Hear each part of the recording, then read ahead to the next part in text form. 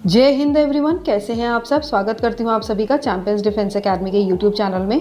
So friends, जैसे कि आप देख पा रहे होंगे, आज हम बात करने वाले हैं सेल्स को लेकर। हमारी बॉडी में सेल्स कैसे होते हैं, क्या क्या होते हैं, क्यों होते हैं, इनका काम क्या होता है। So let's talk about the cell, the basic fundamental units of life. चलिए शुरुआत करते हैं, लेकिन उससे पहले आप ज़रा इमेजिन करें, जंगलों में पेड़, पानी में मछली, आसमान में पंछी, मिट्टी में कीड़े, जंगल में शेर, रेगिस्तान में उगते हुए कैक्टस और आपके साथ खेलते हुए आपके दोस्त, भाई बहन, जिन सब के बारे में मैंने यहाँ पर अभी बताया, या फिर जो कोई भी लिविंग थिंग इस प्लैनेट में मौजूद है, वो सब सेल से मिलकर के बने हुए हैं। या आप ऐसे भी बोल सकते हैं जैसे बिल्डिंग ब्लॉक्स हो किसी लिविंग थिंग के, और ढेर सारे सेल से मिलकर के एक लिविंग ऑर्गेनिज्म बनता है। ठीक है, इतना समझ में आ गया। आगे पढ़ते हैं, बात करते हैं बैक्टीरिया की। Beside this, bacteria is made up of one cell. ये सेल्स अपने आप में ही पूर्ण होते हैं, कंप्लीट होते हैं और ऐसे काम करते हैं जैसे दूसरे मल्टी सेल्यूलर ऑर्गेनिजम्स काम करते हैं।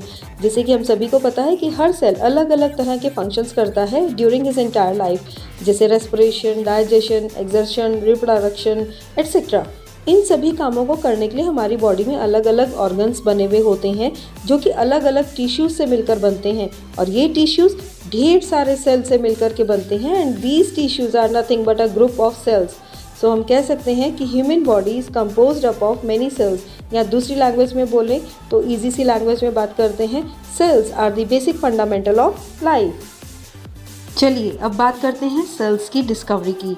सेल्स की डिस्कवरी कैसे हुई, सेल्स की डिस्कवरी किसने करी, बात करेंगे रॉबर्ट हुक के बारे में। 1665 में रॉबर्ट हुक ने सेल्स को डिस्कवर किया। जब वो लकड़ी के बने कॉर्क की स्टडी कर रहे थे, तो उन्होंने उसमें मधुमक्खी के छत्ते जैसी संरचना को देखा और उसमें बने खाली कमरों को उन्होंने सेल्स का नाम दिया। चलिए अब बात करते हैं सेल्स के फीचर्स की। किसी भी लिविंग ऑर्गेनिज्म में नंबर्स ऑफ सेल्स दो तरह के होते हैं, एक यूनिसेल्यूलर और दूसरा मल्टीसेल्यूलर, जिसमें यूनि का मतलब होता है एक सेल और मल्टी सेल का मतलब होते हैं बहुत सारे cells. For example, one cell के लिए अमीबा और मल्टी सेल्स के लिए एग्जाम्पल है ह्यूमन्स। चलिए अब बात करते हैं शेप ऑफ अ सेल की। सेल की शेप अलग अलग तरह की होती है, जैसे राउंडेड, स्फेरिकल, एलोंगेट। बट क्या आपको पता है, जैसे किसी कमरे को शेप उसकी दीवारों से मिलती है, वैसे ही सेल की भी वॉल्स होती हैं, जिसे हम सेल मेम्ब्रेन बोलते हैं, which is the outer covering of a cell. जब हम बात करते हैं यूनिसेल्यूलर सेल्स की, जैसे कि अमीबा हो गया, उसकी कोई पर्टिकुलर शेप नहीं होती है and it's irregular and keeps changing its shapes.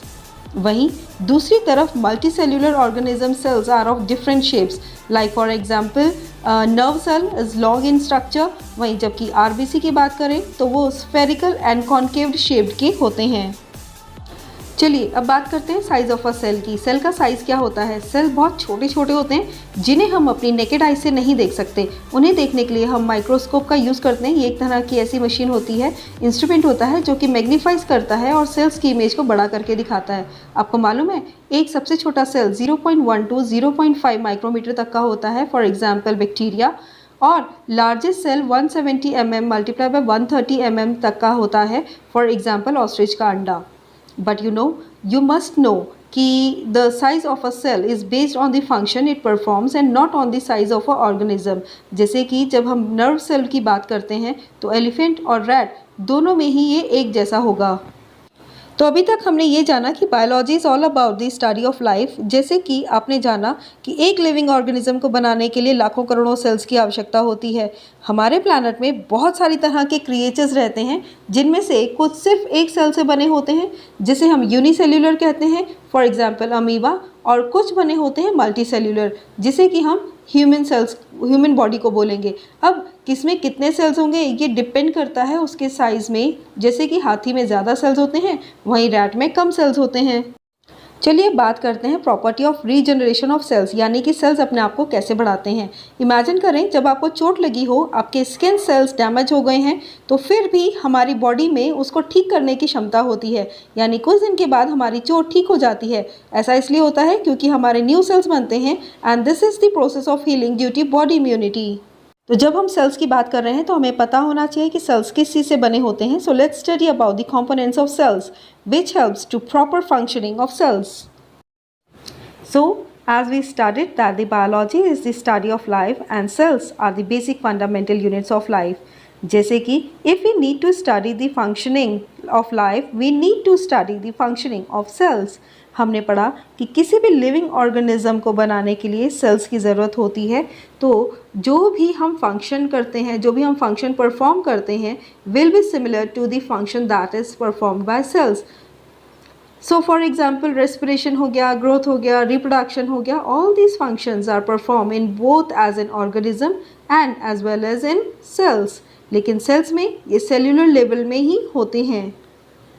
As usual, now you know that living organisms are of two types, animals जिसमें हम मनुष्य भी आते हैं और plants। So ये living organisms different हैं, तो ये दो different टाइप के सेल से मिलकर के बने होते हैं, जिसमें एक होता है एनिमल सेल्स और एक होता है प्लांट सेल। चलिए अब समझते हैं कि एक्चुअली ये सेल कंपोस्ट किससे होते हैं। ये दोनों सेल डिफरेंट होते हैं एक दूसरे से, स्ट्रक्चर में भी और कंटेंट में भी। अब इन सेल्स के कंपोनेंट्स को एक एक करके समझ लेते हैं। सबसे पहले सेल मेम्ब्रेन की बात करते हैं। जैसे कि आप देख पा रहे होंगे कि दोनों ही सेल्स सभी कंटेंट्स को अपने अंदर समेटे हुए हैं और उन्हें एक बाहरी दीवार द्वारा एक ही जगह पर स्थिर रखा हुआ है।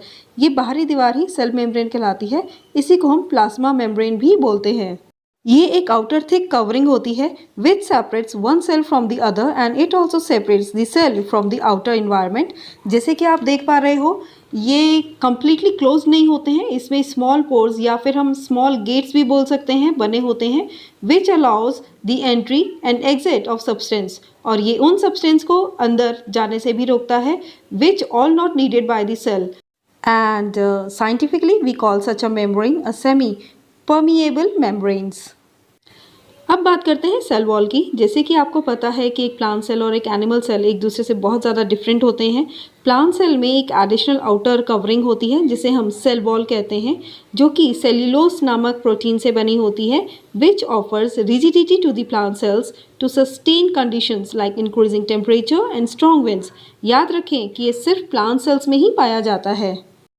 Now let's talk about the cytoplasm. हर सेल मेम्ब्रेन के अंदर जेली लाइक फ्लूइड होता है जो कि दोनों तरह के सेल्स के अंदर पाया जाता है, एनिमल सेल्स में भी और प्लांट सेल्स में भी। Now the function of this fluid is that it's act as a medium for transportation of substance in and out of the cell. It also helps to held various organs of a cells. जैसे कि हम सबको पता है कि एक human body अलग अलग तरह के सेल से मिलकर बनी है और हर सेल डिफरेंट डिफरेंट फंक्शंस करते हैं। वैसे ही cells have different organs to perform different functions, जिन्हें कि हम सेल ऑर्गेनल्स बुलाते हैं। यही ऑर्गेनल्स फ्री फ्लोटिंग स्ट्रक्चर्स होते हैं साइटोप्लाज्म में। सो इसीलिए इन्वायरमेंट में प्लांट सेल्स और एनिमल सेल्स अपनी अपनी वैल्यू रखते हैं और सबके अपने अपने अलग अलग फंक्शंस होते हैं।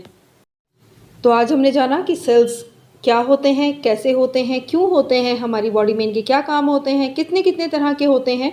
सेकेंड पार्ट फिर से लेकर के आऊँगी, इसके आगे की और हम स्टडीज़ को कंटिन्यू करेंगे। तब तक के लिए घर में रहें, अपना ख्याल रखें और हमारे चैनल को सब्सक्राइब करना बिल्कुल ना भूलें। कमेंट सेक्शन में ज़रूर बताएं कि आपको क्या क्या समझ आया और कैसा लगा वीडियो। मिलती हूँ नए वीडियो में, तब तक के लिए धन्यवाद। जय हिंद।